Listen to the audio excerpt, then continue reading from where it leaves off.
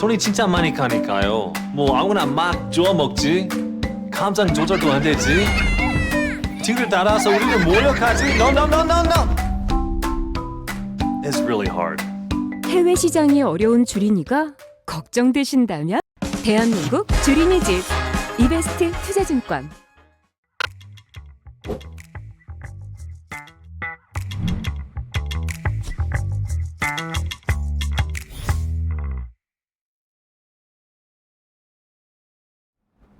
네, 안녕하십니까. 네, 이번 주도 인사드립니다. 저는 이베스트 투자증권 해외 주식 영업팀에서 근무를 하고 있는 권준국입니다. 이번 주도 역시 마찬가지로 저희 이베스트 투자증권에서 발간된 해외 기업과 관련된 이야기를 좀 나눠보려고 하는데요. 역시 한 분 좀 모시고 이야기 나눠보도록 하겠습니다. 오늘 모시게 된 분은 저희 리서치센터 통신지주섹터 담당하고 계시는 이승욱 연구원님 모시고 이야기 나눠보도록 하겠습니다. 안녕하십니까? 네, 안녕하십니까? 그동안에 사실 이제 저희 주로 이제 미국 기업들 위주로 조금 이야기 나눴었던 것 같은데, 오늘 이야기 나눠볼 기업이 이제 중국의 차이나 모바일 통신 기업과 관련돼서 좀 이야기를 나눠보면 좋을 것 같은데, 사실 이제 뭐 이름이 워낙 직관적이라서 아마 뭐 대충은 어느 기업인지는 뭐 아시는 분들이 많으시겠지만, 그래도 이제 해외 기업, 해외 주식 좀 처음 관심 있어 하시는 분들 좀 많으시기 때문에 간략하게 기업이 어떤 기업인지에 대해서 좀 소개 부탁드리겠습니다. 네, 뭐 회사명 보시듯이 차이나 모바일이기 때문에 통신업을 영위하고 있는 회사고요. 중국에 크게 보면은 통신사가 세 개가 있습니다. 네. 차이나 모바일, 차이나 텔레콤, 그리고 차이나 유니콤, 이렇게 세 개의 기업이 있고, 네. 아무래도 이름이 좀 비슷비슷하다 보니까 국내 투자자들한테는 좀 많이 헷갈리실 거예요. 근데 쉽게 생각을 하면은 차이나 모바일이기 때문에 우리나라 SK텔레콤 생각을 하시면 될 것 같아요. 1위 무선 사업자고요. 네. 그리고 차이나 텔레콤 같은 경우가 말 그대로 이제 텔레콤이기 때문에 우리나라의 KT를 생각을 하시면 될 것 같습니다. 예. 유선 부분에서 1위 사업자이고, 그리고 이제 차이나 유니콤 같은 경우가 약간 뭐 둘 다 영위를 하면서 어떻게 보면 좀 LG 플러스와 비슷한 그런 성격을 가진 회사다라고 네. 얘기를 해주시면 될 것 같아요. 그래서 차이나 모바일 같은 경우는 이제 중국 최대 무선 가입자를 보유하는 회사이고요. 그래서 그 부분에서 항상 선두 지위를 유지를 하고 있습니다. 사실 이제 아마 해외 주식 하시는 분들 굳이 막 거의 미국 주식 많이 하시다 보니까 이제 중국 쪽에 많이 막 관심도가 조금 떨어질 것 같긴 한데, 그래도 이제 특히나 또 통신 관련된 기업들은 아마 접근성이 좀 낮아서 아마 오늘 해주시는 내용들이 아마 이쪽에 눈에 띄는데 조금 도움이 많이 되지 않을까. 그래서 좀 이야기 나눠보면 좋을 것 같은데, 이 보고서 사실 9월 이제 말에 나온 보고서다 보니까 지금으로부터 좀 시간차가 있어서 조금 아쉽습니다만, 그래도 위에서부터 조금 내용을 보고 싶은데, 사실 이 첫 번째가 조금 어떻게 보면 가장 중요하고 좀 눈에 띄었던 것 같아요. 그러니까 그동안에 있었던 정부에서 중국 공산당 쪽에서는 통신 요금이나 관련된 기타 요금을 인위적으로 낮추는 형식으로, 어떻게 보면 기업 입장에서는 뭐 당연히 수익성이 크게 떨어진 요인이 있었는데, 이 부분이 2021년 기점으로 이제 폐지가 되었다 라는 내용이 주를 이뤘던 게 맞는 건가요?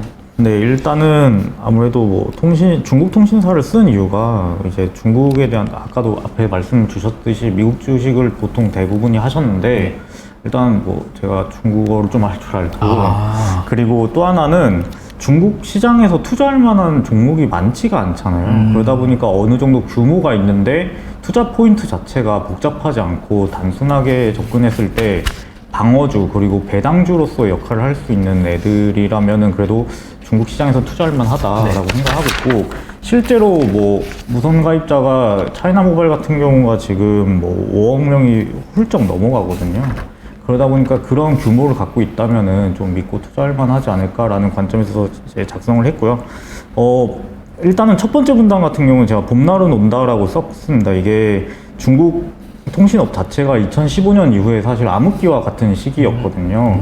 그 이유가 뭐였냐면은 아까 말씀 주셨다시피 정부에서 인위적인 가격 인하를 통해서 사실은 가계에 대한 부담을 좀 덜고자 했었습니다. 그래서 그러다 보니까 총리가 처음 이제 언급을 하면서 이 정책이 시작이 됐었고, 실제로 B2C와 B2B 단에서 모두 이제 인하가 됐었습니다. 그래서 둘째 줄 마지막 부분을 보면 시외 및 타 지역 통화 요금이 폐지됐다라고 말씀을 드리고 있는데, 이게 우리나라랑 좀 다른 점은 시외 지역 통화는 들어보셨을 거예요. 옛날에 이제 유선 전화 쓸 때 이제 서울에서 이제 지방에 전화할 때 이제 시외 요금이 붙었었잖아요. 아. 근데 이제 중국 같은 경우는 성별로 이제 땅덩어리가 워낙 넓다 보니까 성 안에서의 시외 전화는 있고 그 성과 성을 넘어갈 때는 타 지역 통화라고 해서 오히려 그 해외 통화만큼의 비용이 많이 드는 그러한 시기가 있었거든요. 그러다 보니까 사실상 이제 타 지역으로 가게 되면은 요금에 대한 부담이 굉장히 높았었고 플러스로 거기에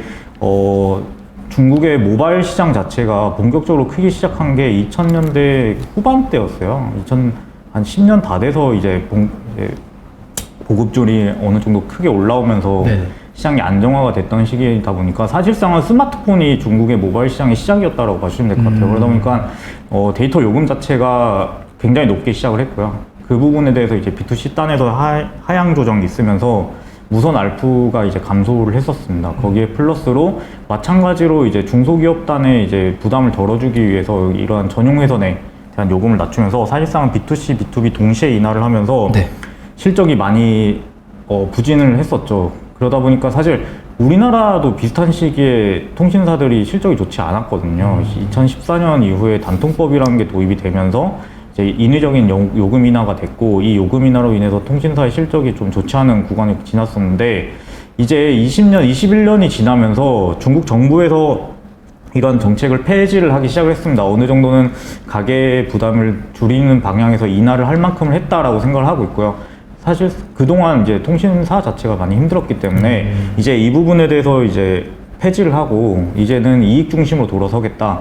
사실상은 질적 성장을 위해서 돌아서겠다였어요. 그러니까 이 정책을 펼쳤던 이유 자체가 그러니까 가격을 인하해서 이제 통신의 보급을 훨씬 높이자 약간 이러한 취지가 있었거든요. 근데 이제는 어느 정도 보급률이 사실상은 중국도 모바일 보급률이 100% 이상 넘어오면서 이제 이거에 대한 성장은 이제 끝났다라고 생각을 하고 있고 결국은 이제 질적 성장을 이어가야 되지 않겠냐라고 해서 실제로 중국 통신 3사의 최대 주주가 이제 정부이기 때문에 이 정부에서 이제 경영 전략을 펼치거든요. 그 부분에서 봤을 때 이익 중심으로 좀 전환을 했다라는 점에서 이제 이익이 좀 좋아지는 구간에 돌아서지 않았나라고 생각을 하고 있습니다.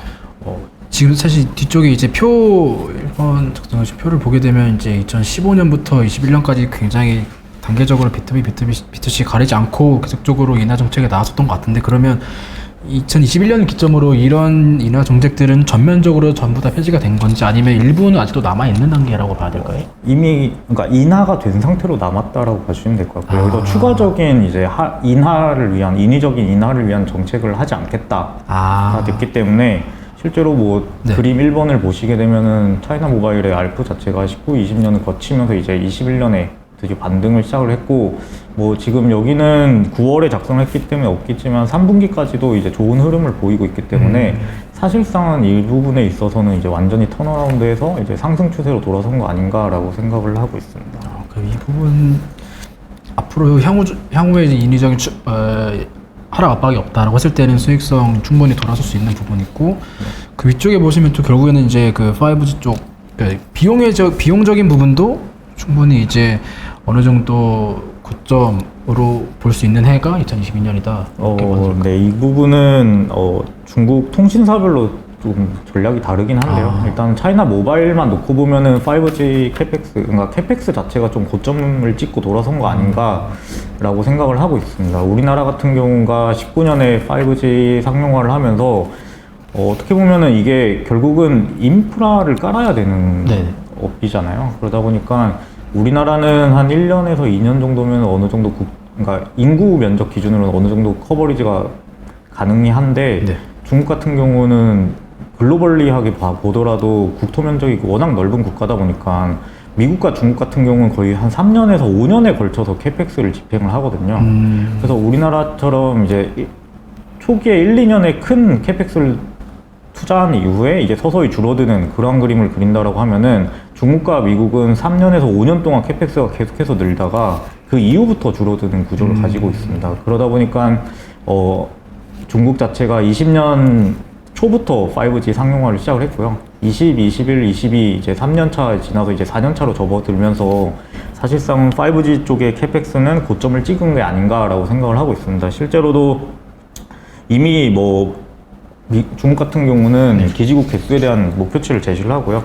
그 부분에서 뭐 이미 8월 기준으로 그 목표치에 이미 도달을 했기 때문에 그 부분에서는 뭐 투자는 어느 정도 안정화되지 않았나라고 생각을 하고 있고 22년부터 그 부분이 하향 안정화된다면은 비용 증가에 대한 압박이 줄어들지 않겠냐라고 생각을 하고 있습니다. 거기다가 플러스로 5G 가입자 자체도 뭐 우리나라보다는 훨씬 빠른 보급률을 가져가고 있고요. 그러다 보니까 사실은 비용 쪽에서는 부담이 줄어들고 사실 탑라인 자체가 이제 안정적으로 계속해서 올라가다 보니까 네. 이익이 좋아질 수밖에 없지 않느냐 이렇게 생각을 하고 있습니다. 그 아까 그 5G 투자가 통신사별로 조금 다르다라고 말씀해 주셨는데 이제 사실 뭐 그 모바일이나 유니콤은 사실 이제 어떻게 보면 텔레콤에서 좀 나눠진 그런 기업이라고 알고 있는데 혹시 맞을까요? 네네. 그런 경우는 사실 어떻게 보면 일반적인 우리나라의 SK텔레콤, KT, LG와 같은 경쟁 관계 구도에 있기 때문에 차이나 모바일과 이런 여타 통신 기업들의 5G 투자에 대한 사이클이 조금 다르다라고 보면 될까요? 그러면? 경쟁 관계라고 하기보다는 아까 처음에 서두에 말씀드렸다시피 차이나 모바일 같은 경우는 아무래도 무선 쪽에 특화된 기업이고 그러니까 점유율 기준으로 SK텔레콤과 닮았다라고 말씀드린 거고 차이나 텔레콤 같은 경우가 KT와 닮았다라고 말씀드린 게 유선에서의 1위 사업자거든요. 근데 지금 중국 같은 경우가 이제 차이나 모바일 같은 경우는 이제 결국은 5G 캐펙스가 중요했던 거죠. 투자에 있어서. 네. 모바일에서 이제 선두주자이다 보니까. 근데 그 부분에 대한 투자가 이제 어느 정도 일단락이 되고 이제 감소 추세로 돌아서겠다라는 관점에서 말씀을 드린 거고요. 차이나 텔레콤 같은 경우는 유선에서 1위 사업자이면서 유선단에서는 지금 크게 보면은 B2C를 제외하면은 IDC와 클라우드 사업이 굉장히 빠르게 성장을 하고 있거든요. 거의 뭐 30%에서 클라우드 같은 경우 100%씩 YOY 성장을 하고 있다 보니까 네. 그 부분이 결국은 유선단의 투자가 필요한 부분이고요. 그리고 중국 같은 경우가 뭐 여기도 이제 세 번째 단락에 뭐 간단히 작성을 하긴 했지만 네. 동수서산이라는 정책을 펼치고 있어요. 네. 그 부분에 있어서 이 뜻 자체가 중국 인구의 90% 이상이 동쪽 지역에 몰려 있잖아요. 네. 그러니까 그쪽에서 수라는 게 중국에서는 데이터라는 뜻으로 쓰입니다. 그래서 동쪽에서 발생하는 데이터들을 서쪽에 그러니까 계산할 때 산자거든요. 네. 그러니까 서쪽에 IDC를 만들어서 그쪽에서 계산을 하겠다. 그러니까 그쪽에서 처리를 하겠다라는 거기 때문에 굉장히 공격적으로 IDC 클라우드 시장을 키우고 있습니다. 그리고 데이터가 발생하는 정도가 사실 인구 기준으로만 보더라도 우리나라의 30-40배에 달하는 거잖아요. 그러다 보니까 그 많은 인구들이 만들어내는 데이터를 처리하기 위해서는 막대한 용량의 IDC가 필요한 거고 네네. 그걸 위한 투자를 처리를 하기 위해서는 클라우드까지 필요한 상황이다 보니까 그쪽에 유선단의 투자가 계속해서 필요하다는 말씀인 거죠. 그러다 보니까 차이나 모바일 같은 경우는 이제 5G 캐펙스가 중요했고 5G 투자가 3-4년이 지났기 때문에 이게 고점을 찍고 떨어지겠다라고 말씀을 드렸던 거고 거기서 조금 다른 점은 텔레콤은 유선단 그리고 지금 커지고 있는 IDC와 클라우드 쪽에 엣지가 있는 회사다 보니까 이쪽은 캐펙스가 이제 계속해서 조금은 더 오르는 방향을 가지 않을까 여기서 좀 차이가 나타나지 않을까라고 말씀을 드리고 있습니다. 그러면 결국 모바일만 놓고 봤을 때 정리를 해보면 지금 추가적인 가격 그 통신요금 통신비 인하 압박은 확실히 줄어들었고 캐펙스 비용 추가에 대한 부담도 확실히 향후에는 점차적으로 낮아질 전망인데 이 부분이 이제 정부의 정책적인 부분의 수혜까지 얻을 수 있다 보니까 지금 어떻게 보면 수익과 비용 측면에서 굉장히 조금 양쪽에서 우호적인 상황에 놓여 있는 그런 기업인 것 같은데 보니까 배당 쪽도 사실 저는 이제 워낙 배당은 미국 쪽만 보다 보니까 잘 몰랐는데 이 배당 수익률이 굉장히 좀 높은 또 아무래도 통신 기업이다 보니까 그런 것 같은데 눈에 띄더라고요. 이건 꾸준히 좀 계속적으로 좀 높은 배당을 지급했었던 기업이라고 하면 될까요? 그게 뭐 페이지 4페이지에 그림 9번 보시면 이해하기 쉬울 것 같아요. 뭐 제가 중국 통신사를 쓴 이유 자체도 올해 사실 주가를 글로벌 통신사들을 비교를 했을 때 네. 우리나라를 비롯해서 중국의 통신사들의 주가 흐름 자체가 굉장히 아웃퍼폼을 했거든요. 중국 통신 3사 모두 10% 이상, 뭐 많이 오른 데는 30%까지 올랐으니까 절대 수익률 기준으로. 그리고 우리나라 같은 경우도 KT가 20% 가까이 올랐고 시장이 뭐 한 20% 정도 빠진 걸 감안을 한다면은 이 중국과 한국에서의 통신사의 주가 수익률 자체가 뭐 굉장히 아웃퍼폼을 했다라고 볼 수 있는데 그거의 관점에서 봤을 때 어쨌든 이익이 좋아지고 통신사는 대표적인 배당주이잖아요. 그러면 그 배당의 결정 자체가 이익을 기반으로 한 배당이 결정이 되기 때문에 배당 증가에 대한 기대감이 굉장히 높았거든요. 그게 실제로도 국내 같은 경우는 작년 올해 큰 폭의 배당이 증가를 하면서 이것 때문에 이제 주가가 좀 리레이팅하는 그런 그림을 그렸었는데 중국도 이제 마찬가지일 것 같습니다. 우리나라가 좀 더 빨리 이익이 턴어라운드가 됐다라고 생각을 한다면은 중국은 이제 이익이 턴어라운드 되는 구간에 들어왔다라고 보고 있거든요. 그러다 보니까 그런 관점에서 배당 자체가 계속해서 올라갈 수 있지 않을까. 이익이 좋아지는 거에 따른 배당 증가. 거기다 플러스로 차이나 모바일을 말씀드리는 이유는 그림 9번에서 보듯이 배당 성향을 계속해서 올렸습니다. 그동안은 올리지 못했던, 그러니까 17년에는 뭐 실적이 실적이 안 좋았다기보다는 특별 배당이 있었어요. 그래서 조금 튀었다라고 봐주시면 될 것 같고, 어쨌든 배당 성향을 꾸준히 올려왔고, 아까 말씀드렸다시피 21년부터는 이익 중심의 전략으로 바뀌면서 이익이 좋아질 거다라고 얘기를 하고 있기 때문에 배당 성향도 올해부터는 배당 성향을 70%까지 올리겠다라고 하니까 지금 50% 중후반대인데 이게 70%까지 올라간다라고 하면은 이익이 좋아서 올라가는 거 플러스 배당 성향 자체가 좋아진다고 생각을 한다면은 배당 수익률 자체가 보시듯이 뭐 22년, 23년 기준으로는 8에서 10%까지도 좀 바라볼 수 있는 그런 구조다라는 관점에서 어쨌든 주가 레벨이 지금 매력적이지 않느냐 이렇게 좀 생각을 하고 있습니다.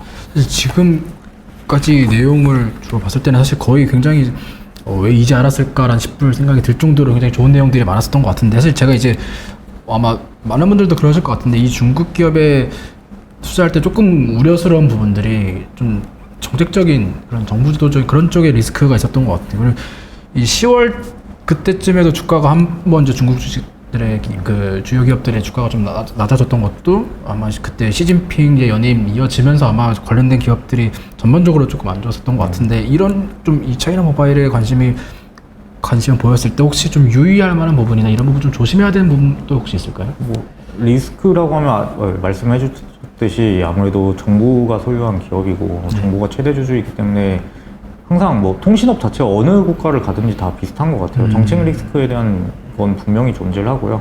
근데 이게 당분간은 없을 거다라고 생각을 하는 이유 자체가 이제 계속해서 말씀드리는 게 15년부터 거의 5, 6년간 이어졌던 이러한 정책이 이제 종료가 됐기 때문에 이게 단기적으로 갑작스럽게 다시 턴을 해서 다시 또 내릴 것 같다라고 보기는 힘들 것 같아요. 왜냐면은 보시듯이 무선 알프 자체가 57, 58위안까지 올랐던 게 지금 49위안까지 빠졌거든요. 50위안 초반대까지. 이러한 관점에서 봤을 때는 더 이상 뭐 급격히 갑자기 정책이 돌아설 것 같진 않다라는 관점에서 일단 한 가지고요. 그 부분에서 어쨌든 통신 자체가 뭐 길게 보고 단기간으로 주가 급등을 바라보고 사고 팔고 하는 종목은 아니잖아요. 그래서 결국은 그런 관점에서 봤을 때 배당을 따박따박 받아 먹어야 되고 그 배당을 받아 먹는 과정에서 이제 높은 배당 성향을 갖고 높은 배당 수익률을 기대할 수 있는 그러한 종목 차원에서 좀 차이나 모바일이 매력적이지 않나 이렇게 생각을 하고 있습니다. 그다음에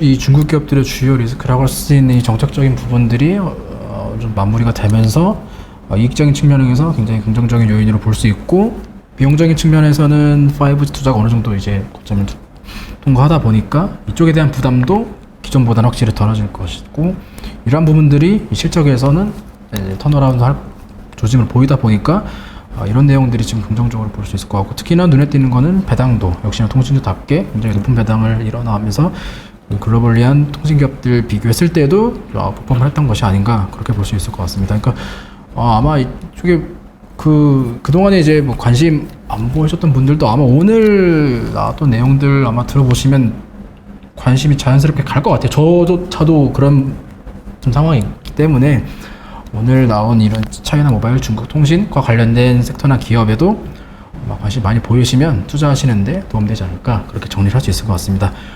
오늘 이야기 함께 나누신 분은 저희 이베스트 투자증권 리서치센터의 통신지주 섹터 담당하고 계시는 이승우 연구원이셨고요. 저는 지금까지 이베스트 투자증권 해외주식 영업팀 권준국이었습니다. 감사합니다. 감사합니다.